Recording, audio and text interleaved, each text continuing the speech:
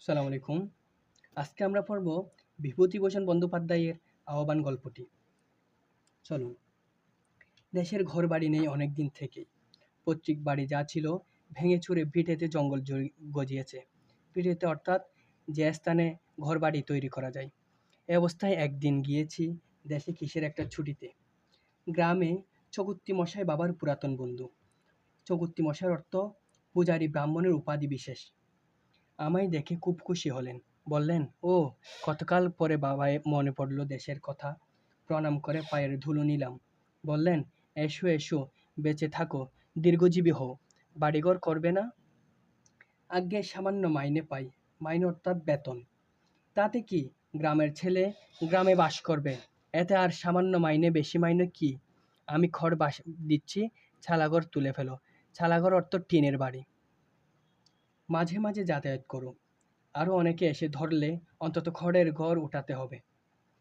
অনেকদিন পরে গ্রামে এসে লাগছে ভালোই। বড় আমবাগানের মধ্য দিয়ে বাজারের দিকে যাচ্ছি। আম গাছের ছায়ায় একটি বৃদ্ধার সঙ্গে দেখা। ডান হাতে নড়ি। কোন হাতে নড়ি? ডান হাতে। টুক টুক করতে করতে বোধহয় বা বাজারের দিকেই চলছে। বুড়িকে দেখে আমি দাঁড়িয়ে গেলাম। জিজ্ঞাসা করলাম, কোথায় যাবে? বাজারে বাবা। বুড়ি আমায় ভালো না দেখতে পেয়ে কিংবা না চিনতে পেরে ডান হাত, কোন হাত? ডান হাত উঁচিয়ে তালু আটভাবে চোখের উপর ধরল। বলল, কে বাবা তুমি? চিনলাম না তো। চিনবে না? আমি অনেক দিন গায়ে আসিনি। তা হবে বাবা, আমি আগে তো এপার ওপার যাতাম আসতাম। তিনি থাকতে অভাব ছিল না কোনো জিনিসের। গোলা ফোড়া ধান, অর্থাৎ গোলা বলতে যেখানে ধান রাখা, এটা হচ্ছে ধান রাখার পাত্র। গোয়াল ফোড়া গরু, গোয়ালঘরকে বোঝানো হয়েছে। তোমাকে তো চিনতে পারলাম না বুড়ি। আমার তো তেনার নাম করতে নেই বাবা। করাতের কাজ করতেন। করাতের কাজ মানে কাঠমিস্ত্রি। বললাম, তোমার ছেলে আছে? কেউ নেই বাবা, কেউ নেই। এক নাতু জামাই আছে, সে মোরে ভাত দেয় না। অর্থাৎ নাতু জামাই মানে নাতি জামাই। আমার বড্ড কষ্ট হয়। ভাত জোটে না সব দিন। বুড়িকে পকেট থেকে কিছু পয়সা বার করে দিলাম। ব্যাপারটা এখানেই চুকে যাবে ভেবেছিলাম। চুকে যাওয়া অর্থ সমাধান হয়ে যাওয়া। কিন্তু তা চুকল না। পরের দিন সকালে ঘুম ভেঙে উঠেছি, এমন সময় সেই বুড়ি লাঠি ঠুক ঠুক করতে করতে এসে হাজির উঠোনে। তাকে এক জ্ঞাতি খুড়োর বাড়ি। জ্ঞাতি খুড়ো অর্থ এক বংশজাত ব্যক্তি।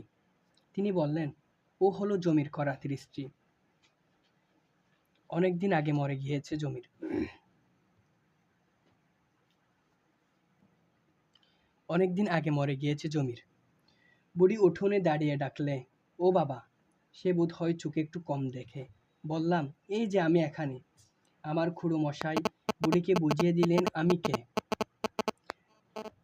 খুড়ো মশাই অর্থ কাকা মশাই। সে উঠোনে কাঁঠাল তলায় বসে আপন মনে খুব খানিকটা বকে উঠে গেল। পরদিন কলকাতায় চলে গেলাম, ছুটি ফুরিয়ে গেল। কয়েক মাস পরে জ্যৈষ্ঠ মাসে গরমের ছুটিতে আমার সেই নতুন তৈরি খড়ের ঘরখানাতে এসে উঠলাম। কলকাতাতে কর্মব্যস্ত এই কমাসের মধ্যে বুড়িকে একবারও মনে পড়েনি। বা এখানে এসেও মনে হঠাৎ হয়তো হতো না যদি সে তারপরের দিনই সকালে আমার ঘরের নিচু দাওয়ায় এসে না বসে পড়ত। দাওয়াই বলতে বারান্দাকে বুঝিয়েছেন। বললাম, কি বুড়ি, ভালো আছো? ময়লা ছেঁড়া কাপড়ের প্রান্ত থেকে গোটা কতক আম খুলে আমার সামনে মাটিতে রেখে বললে, আমার কি মরণ আছে রে বাবা? জিজ্ঞেস করলাম, ও আম কিসের? দন্তহীন মুখে অর্থাৎ দাঁতবিহীন মুখে একটু হাসবার চেষ্টা করে বললে, ও গোপাল আমার, তোর জন্য নিয়ে এলাম। গাছের আম বেশ কড়া মিষ্টি, খেয়ে দেখ এখন। বড় ভালো লাগলো। গ্রামে অনেক দিন থেকে আপনার জন কেউ নেই। একটা ঘনিষ্ঠ আদরের সম্বোধন করার লোকের দেখা পাইনি বাল্যকালে, মা পিসিমা মারা যাওয়ার পর থেকে। বুড়ি বললে, খাও কোথাও বা? হ্যাঁ বাবা, কুড়ো মশাইয়ের বাড়ি। বেশ যত্ন করে তোনারা। তা করে। দুধ পাচ্ছ ভালো? ঘুটি গোয়ালিনী দেয়, মন্দ না। ও বাবা, ওর দুধ অর্ধেক জল। দুধ খেতে পাচ্ছ না ভালো, সে বুঝেছি। পরদিন সকাল হয়েছে সবে। বুড়ি দেখি উঠোনে এসে ডাকছে, ও গোপাল। বিছানা ছেড়ে উঠে বললাম, আর এত সকালে কি মনে করে? হাতে কি? বৃদ্ধা হাতের নড়ি আমার দাওয়ায় গায়ে ঠেস দিয়ে রেখে বললে, এক ঘটি দুধ আনলাম তোর জন্যে। সে কি, দুধ পেলে কোথায় এত সকালে? ওই আমাই মা বলে ডাকে, ওই হাজরা বেটার বউ। মোর ছালাঘরের পাশে ওর ছালাঘর। ওরে কাল রাত্তিরে বলে দিয়েছিলাম, বলি, বউ আমার, গোপাল দুধ খেতে পায় না, তাই আজ ভোরে উঠে দেখি আমারে ডাকছে, মা ওঠো, তোমার গোপালের জন্য দুধ নিয়ে যাও। আচ্ছা, কেন বলো তো তোমার এত এসব? আর কখনো এনো না। কত পয়সার দাম দিতে হবে বলো? কতটা দুধ? বুড়ি একটু ঘাবড়ে গেল, অর্থাৎ ভয় পেয়ে গেল। ভয়ে ভয়ে বললে, কেন বাবা, পয়সা কেন? পয়সা না তো তুমি দুধ পাবে কোথায়? ওই যে বললাম বাবা, আমার মেয়ের বাড়ি থেকে। তা হোক, তুমি পয়সা নিয়ে যাও, সেও তো গরিব লোক। বুড়ি পয়সা নিয়ে চলে গেল বটে, কিন্তু সে যে দমে গিয়েছে তার কথাবার্তার ধরনে বেশ বুঝতে পারলাম। মনে একটু কষ্ট হলো, বুড়ি চলে গেল। পয়সা দিতে যাওয়ায় ঠিক হয়েছে কি? বুড়ির কিরকম হয়তো মন পড়ে গিয়েছে আমার উপর। স্নেহের দান, এমন করা ঠিক হয়নি। বুড়ি কিন্তু এ অবহেলা গায়ে মাখল না আদৌ। প্রতিদিন সকাল হতে না হতে সে এসে জুটবে।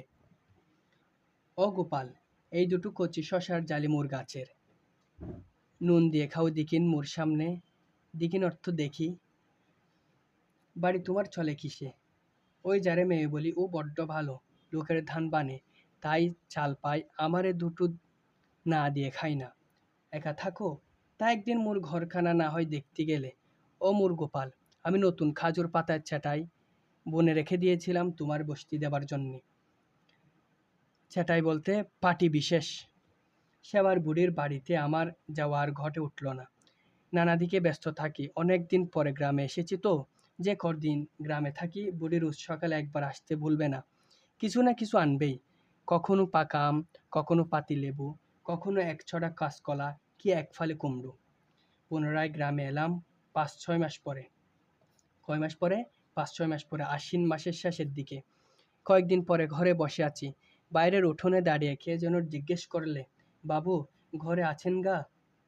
বাইরে এসে দেখি গত জ্যৈষ্ঠ মাসে যা খেয়ে বুড়ির সঙ্গে দেখেছিলাম সেই মধ্যবয়সী স্ত্রীলোকটি। কেমন বয়সী? মধ্যবয়সী। আমায় দেখে সলজ্জভাবে মাথার কাপড়টা আরেকটু টেনে দেবার চেষ্টা করে সে বললে, বাবু, কবে এসেছেন? দিন পাঁচেক, দিন ৫-৬ হলো। কেন? আমার সেই মা পাঠিয়ে দিলে, বললে, দেখে এসো গিয়ে। কে? ওই সেই বুড়ি, এখানে যিনি আসতো, তেনার বড্ড অসুখ, এবার বোধ হয় বাঁচবে না। গোপাল কবে আসবে, গোপাল কবে আসবে অস্থির। আমারে রোজ শুধাই, অর্থাৎ জিজ্ঞেস করে প্রতিদিন। একবার দেখে আসুন গিয়ে, বড্ড খুশি হবে তাহলে। বিকেলের দিকে বেড়াতে যাবার পথে দেখতে গেলাম বুড়িকে। বুড়ি শুয়ে আছে একটা ছেঁড়া মাদুরের উপর, মাথায় তেলছেঁড়া মলিন বালিশ। আমি গিয়ে কাছে দাঁড়াতেই বুড়ি চোখ মেলে আমার দিকে চাইলো। পরে আমাকে চিনে ধর্মট করে বিছানা ছেড়ে উঠবার চেষ্টা করতেই আমি বললাম, ওঠো না, ওঠো না। ও কি? বুড়ি আহ্লাদে, অর্থাৎ খুশিতে আটকানো হয়ে বললে, ভালো আছো অমর গোপাল? বসতে দে গোপালকে, বসতে দে। বসবার দরকার নেই, থাক। গোপালের জন্য ওই খাজুরের চাটাখানা পেতে দে। পরে ঠিক যেন আপনার মা কি পিসিমার মতো অনুযোগ, অর্থাৎ নালিশের সুরে বলতে লাগলো, তোর জন্য খাজুরের চাটাইখানা কতদিন আগে বনে রেখেছিলাম, ওখানে পুরনো হয়ে ভেঙে যাচ্ছে, তুই একদিনও এলি না গোপাল। অসুখ হয়েছে, তাও দেখতে এলি না। বুড়ির দু চোখ বেয়ে জল পড়ছে গড়িয়ে। আমায় বললে, গোপাল, যদি মরি আমার কাপড়ের কাপড় তুই কিনে দিস, অর্থাৎ মৃত ব্যক্তিকে জড়িয়ে দেয় কাপড়। আসবার সময় বুড়ির পাতানো মেয়েটির হাতে কিছু দিয়ে এলাম, পত্র ও ফলের জন্য। হয়তো আর বেশি দিন বাঁচবে না, এই অসুখ থেকে উঠবে না। বুড়ি কিন্তু সে যাত্রা সেরে উঠল। বছর খানেক আর গ্রামে যায়নি, বোধ হয় ১.৫ বছরও হতে পারে। একবার শেষ শরতের ছুটির পর তখনও ২ দিন ছুটি হাতে আছে। গ্রামে গেলাম এই ২ দিন কাটাতে।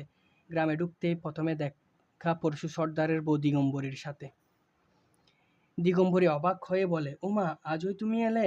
সে বুড়ি যে কাল রাতেই মারা গিয়েছে, তোমার নাম করলে বড্ড। ওর সেই পাতানো মেয়ে আজ সকালে বলেছেন।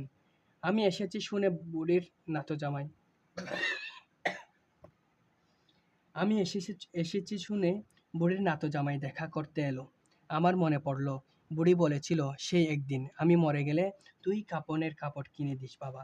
ওর স্নেহাতুর আত্মা বহুদূর থেকে আমায় কিভাবে আহ্বান করে এনেছে। আমার মন হয়তো ওর ডাক এবার আর তাচ্ছিল্য করতে পারেনি। কাপড় কিনবার টাকা দিলাম। নাতো জামাই বলে গেল, মাটি দেওয়ার সময় একবার যাবেন, বেলা ১২টা আন্দাজ যাবেন। শরতের কটূক্তি গন্ধ ওঠা বনঝোপ ও মাকাল লতা দোলানো একটি প্রাচীন তিত্তিরাস গাছের তলায় বৃদ্ধাকে কবর দেওয়া হচ্ছে। কোন গাছের তলায়? মাকাল লতা দোলানো একটি প্রাচীন তিত্তিরাস গাছের তলায়। আমি গিয়ে বসলাম। আব্দুল, শুকুর মিয়া, নসর আমাদের সঙ্গে পড়ত। আবেদ আলী, তার ছেলে গনি, এরা সকলেই গাছের ছায়ায় বসে। প্রবীণকে শুকুর মিয়া আমায় দেখে বললে, এই যে বাবা, এসো, বুড়ির মাটি দেওয়ার দিন তুমি কনে থেকে এলে? তুমি তো জানতে না, তোমায় যে বড্ড ভালোবাসত বুড়ি। দুজন জোয়ান ছেলে কবর করছে। কয়জন? দুইজন জোয়ান ছেলে। কবর দেওয়ার পরে সকলে এক এক কোদাল মাটি দিলে কবরের উপর। শুকুর মিয়া বললে, দেও বাবা, ঠাকুর তুমি দাও। দিলাম এক কোদাল মাটি। সঙ্গে সঙ্গে মনে হলো, ও বেঁচে থাকলে বলে উঠত, অমর গোপাল।